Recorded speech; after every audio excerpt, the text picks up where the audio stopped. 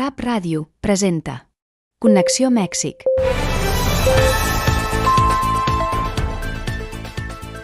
Benvinguts a una emissió més de Connexió Mèxic. Avui, com cada dijous, justament amb el nostre especialista en l'actualitat, Leonardo Alvarado, explorarem els últims esdeveniments polítics i socials a Mèxic. A més, és un dia especial per a la cultura i la història culinària, ja que són aquí tres convidades especials que ens parlen sobre el recent i interessant receptari de la trinxera al sartén. Així que, si els sembla bé, comencem. Benvingut, com sempre, Leonardo. Hi ha temes molt interessants i transcendents per conversar avui. El bloc d'actualitat. Connexió, el fil que et connecta amb Catalunya. Hola, ¿qué tal? Buenas tardes. Qué gusto estar de nuevo aquí con ustedes, con nuestras invitadas y con la audiencia. Adelante, Leonardo. Pues bueno, hay varios temas ahorita que están resonando en la realidad nacional muy importantes, ¿no? Desde luego creo que el tema de el resultado de las elecciones, perdón, en Estados Unidos, es algo que nos tiene con toda la atención, porque quien llega a la Casa Blanca es un personaje bastante cuestionado, sobre todo para la realidad latinoamericana. Es un hombre, pues para fines prácticos, un criminal convicto, ¿no? De varios crímenes. Es un supremacista blanco, es homófobo, ¿cómo se llama?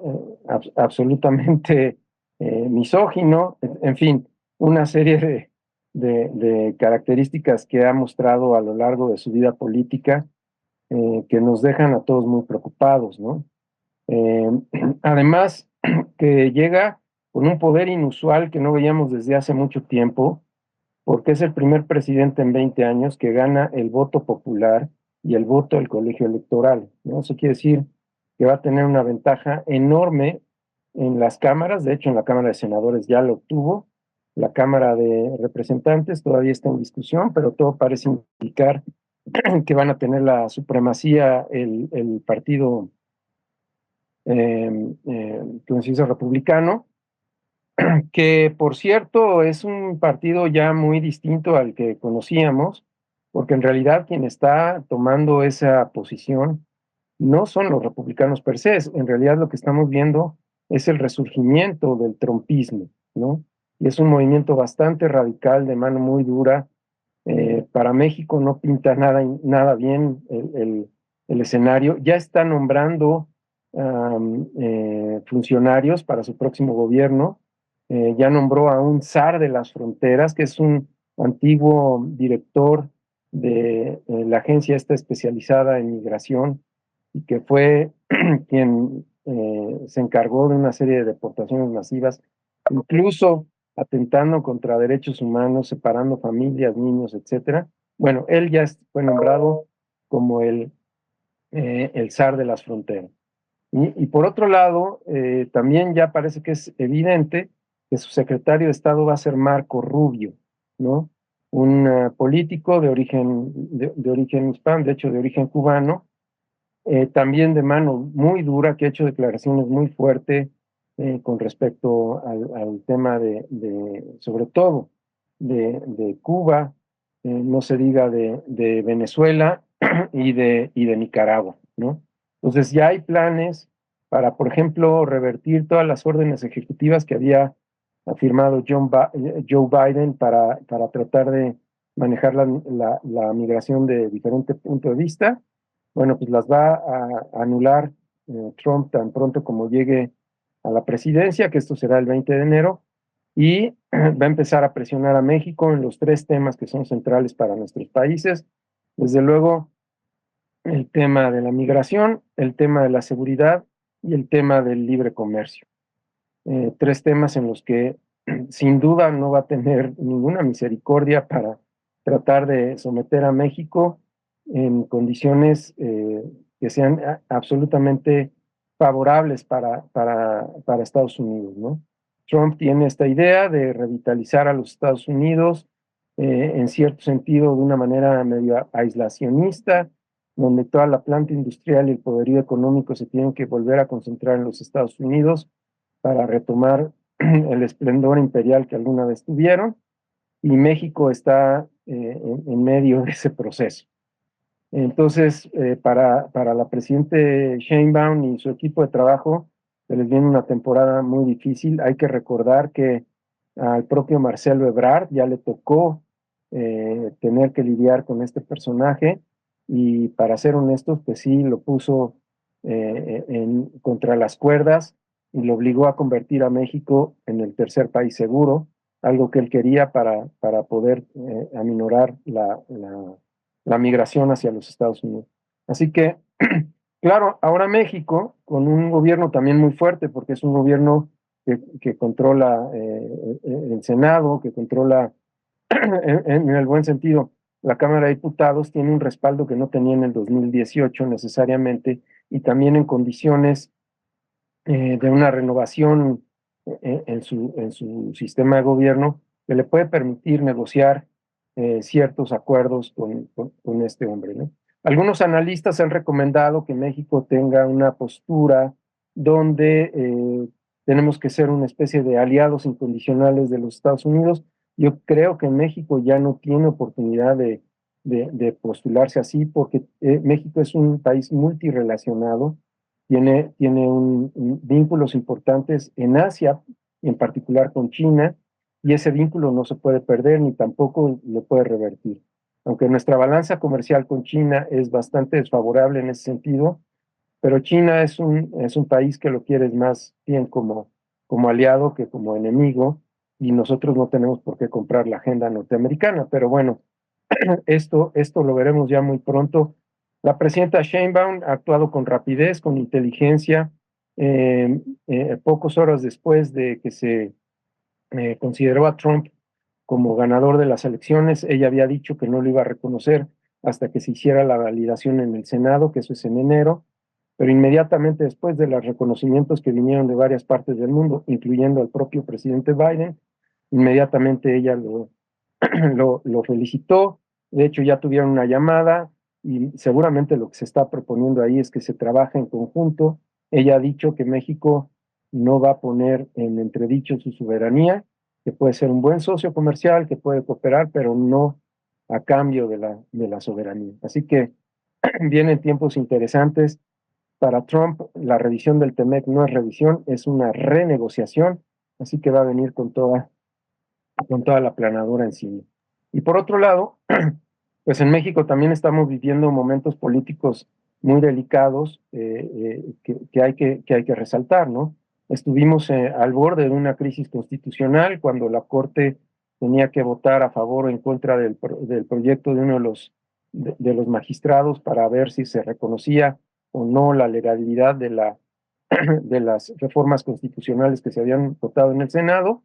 Y bueno, estuvimos muy cerca de entrar en una crisis hasta que uno de los ministros decidió que desde el punto de vista jurídico era improcedente lo que se estaba votando, y bueno, eso afortunadamente permitió revertir ese proceso que nos hubiera puesto en un vacío legal muy, muy delicado, ¿no?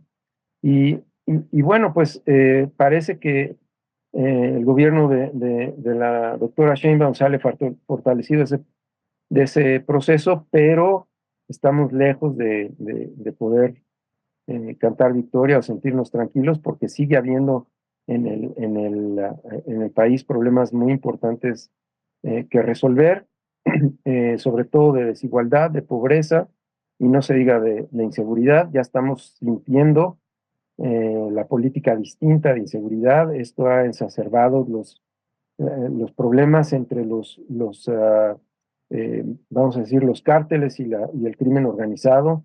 Ha incendiado varias plazas, ya lo vimos en Culiacán, lo hemos visto en Guerrero, y recientemente lo vimos en Querétaro, en Chiapas, lo cual quiere decir que sí se está endureciendo la política de seguridad, se está capturando a gente importante de estos grupos, que no es suficiente, lo sabemos, hay que ir más al fondo y a las causas, pero que ha levantado polvorín, por así decirlo de alguna manera. Así que Bueno, retadoras semanas nos quedan por delante y no se diga cuándo llegue el nuevo gobierno a la Casa Blanca, porque toda la región y el mundo entero lo va a resentir, ¿no? A pesar de que hay ciertos niveles de optimismo en la relación que pudiera haber entre el presidente Putin y el presidente Trump, no quiere decir que el resto de las partes del mundo vayan a dejar de ser víctimas, digámoslo así, del injerencismo norteamericano. Así que tendremos que tenerlo muy presente. Leonardo, moltíssimes gràcies per compartir-nos la teva anàlisi sobre aquests esdeveniments i sobretot per les teves sempre valuoses aportacions. Encantado, mucho gusto. Som el fil que et connecta amb el país. Connexió cada dia a RAP Ràdio. Dilluns, Connexió Luxemburg. Dimarts, Connexió Argentina. Dimecres, Connexió Madrid. Dijous, Connexió Mèxic. Divendres, Connexió Catalunya. Escolta'ns a rap.cat, a les plataformes de podcast i a YouTube. Si vius a l'exterior, som la teva ràdio. L'Arxiu de la Paraula i el programa d'Història Oral de l'Institut Nacional d'Antropologia i Història és una col·lecció d'enregistraments a cintes magnetofòniques que recull entrevistes amb testimonis de diversos esdeveniments històrics, socials, polítics i culturals a Mèxic. Aquest material documenta temes clau del Mèxic revolucionari, modern i contemporani, com la Revolució Mexicana, el desenvolupament de la cinematografia nacional, l'evolució de l'educació i també de la medicina, les experiències dels refugiats espanyols i les múltiples tradicions al voltant de la figura de Cuauhtémoc, qui va ser l'últim tlatoani mexicà. És important assenyalar que l'Arxiu de la Paraula i el programa d'Història Oral van ser creats a la dècada del 1970 per iniciativa de Vigberto Jiménez Moreno, historiador, arqueòleg i professor de la Universitat Nacional Autònoma de Mèxic. El projecte d'Història Oral Refugiats Espanyols a Mèxic sorgeix al 1978 com un dels programes de l'Arxiu de la Paraula de l'INA sota la direcció de la doctora Eugènia Meyer i va ser conclòs a principis de la dècada del 1990 per la Direcció d'Estudis Històrics de l'INA, amb finançament del Ministeri de Cultura d'Espanya. L'any 1994, una còpia d'aquestes entrevistes va ser inclosa a la secció Guerra Civil de l'Arxiu Històric Nacional, precursor de l'actual Centre Documental de la Memòria Històrica. Aquest projecte d'història oral Refugiats Espanyols a Mèxic és una col·lecció que inclou al voltant de 116 entrevistes realitzades a exiliats espanyols assentats a Mèxic per la Guerra Civil Espanyola, la qual inclou tant els enregistraments sonors com les transcripcions. La majoria d'aquests transterrats, terme del filòsof José Gauss, també exiliat a Mèxic, creia que el seu exili seria breu. Tot i això, aquesta esperança es va esvair quan el règim franquista va començar a rebre reconeixement diplomàtic de molts països i Espanya va ingressar en diverses organitzacions internacionals, un procés que va culminar al 1955 amb la seva entrada a l'Organització de les Nacions Unides. Va ser així com l'exili es va tornar definitiu i molts exiliats a poc es van deslligar de la realitat espanyola, idealitzant en els seus records la Segona República com un paradís perdut. Les entrevistes, sense dubte, constitueixen un testimoni valuós sobre l'experiència dels exiliats i refugiats espanyols, aportant un important valor humà, sociològic i cultural. Conformen, a més, una font essencial per estudiar la història del segle XX, ja que els refugiats van ser testimonis i partícips d'esdeveniments rellevants com la dictadura de Primo de Rivera, la Segona República, la Guerra Civil Espanyola, l'exili a França, l'ocupació nazi i també la dictadura soviètica, entre d'altres. El qüestionari bàsic de les entrevistes va abordar diversos temes. Al primer bloc es va investigar sobre l'origen familiar i social de l'informant, la seva biografia i també la formació educativa. Al segon bloc va recollir detalls sobre el procés de conscienciació política i sindical i les activitats en aquests àmbits. El tercer bloc va explorar els seus records de la República Espanyola i la Guerra Civil, mentre que el quart es va encarregar de tractar la seva experiència a l'exili i el recorregut que van realitzar per arribar a Mèxic. En la seva totalitat, l'Arxiu de la Paraula constitueix, sense dubte, un valuós testimoni sobre els fonaments de la identitat nacional de Mèxic. I ara sí, arriba el moment de rebre i presentar a les tres autores que hem convidat avui, a Maite Laborde, María José Sánchez i Melinda Ridaura. Benvingudes, gràcies per ser aquí. L'entrevista. Connexió. El fil que et connecta amb Catalunya. Gracias, muy amable. Soy Melinda Ridaura. Bueno, nos voy a presentar brevemente. Maite Laborde es chef y estilista de alimentos. Maco Sánchez es editora y gestora cultural. Y yo, Melinda Ridaura, estudié artes visuales. Durante un tiempo estuve muy involucrada en la parte de dirección de arte para la industria fílmica, y ya recientemente, hace 4 años, empecé un cambio de carrera y me cambié de país también, y vivo ya en el Reino Unido. Este proyecto empezó justo con la pandemia. Se me ocurrió la idea de hacer una segunda edición de un recetario familiar que mi padre hizo hace 20 años, bueno, y ahora más, lo hizo para el 2000, y queriendo sacar la segunda edición, contacté a Maite, y bueno, las tres estamos emparentadas, y contacté a Maite para que me ayudara a sacar las fotos, aprovechando que teníamos tiempo libre, para este segundo recetario. Y pues nos veíamos una vez a la semana más o menos, en casa de Maite, que amablemente ofreció su espacio, y de vez en cuando Maco se nos juntaba en estos largos días de producción de esas fotos. Y ahí un poco platicando, viendo cómo mi abuela, que por parte de mi padre, que es era de Valencia y llegaron a México como exiliados. Empezamos a analizar que era muy interesante ver cómo habían modificado las recetas, ya que llegaron a México por la falta de los ingredientes, o también ya sea porque no se encontraban los ingredientes o por falta de dinero cuando llegaron aquí, que no tenían mucho, ¿no? Entonces, y ver cómo fueron esas recetas adaptándose, y cómo después la familia, 80 años después, creemos que la manera en que hacían nuestras abuelas los platillos, esa es la manera que son, ¿no? Entonces, bueno, de ahí un poco surgió la idea, y en octubre del 2020 empezamos con una invitación en redes sociales, invitando al resto de la comunidad del exilio a que nos compartieran esas experiencias de recetas y también sus historias familiares. Y así se fue dando un poco el proceso. ¿Y cuántas recetas recogieron, más o menos? ¿Cuántas recetas contiene este recetario? Maite, ¿quieres contestar esa parte o...? Sí, bueno, nosotros hicimos la convocatoria y nos contestaron muchas familias y tuvimos que hacer un proceso de selección de las recetas que pues nos tomó un tiempo de revisar, y fueron aproximadamente unas 80 familias las que contestaron, ¿no? Y de recetas quedaron ya alrededor de 70.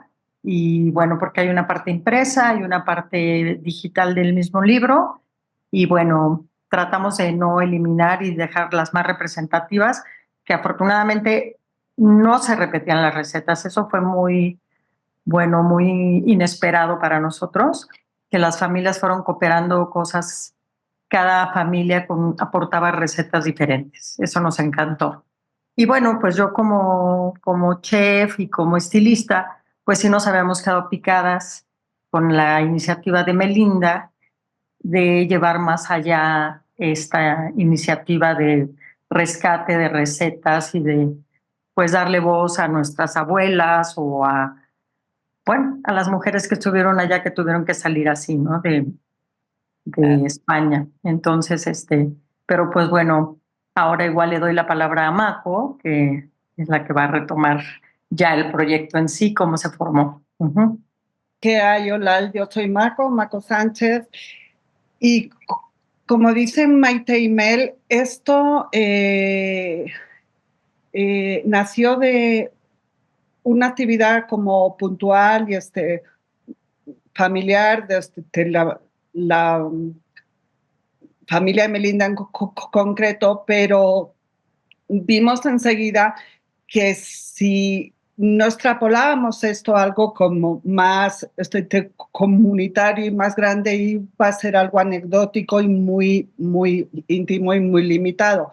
Así que la idea de esto, desde lanzarlo a redes, hizo posible que nos escribiera la gente desde Yucatán, desde Jalisco, Monterrey, ¿no? No exclusivamente en la Ciudad de México, y que además que consiguiéramos recetas no exclusivamente de Cataluña y Valencia, que es el círculo al que nosotras estamos cercanas.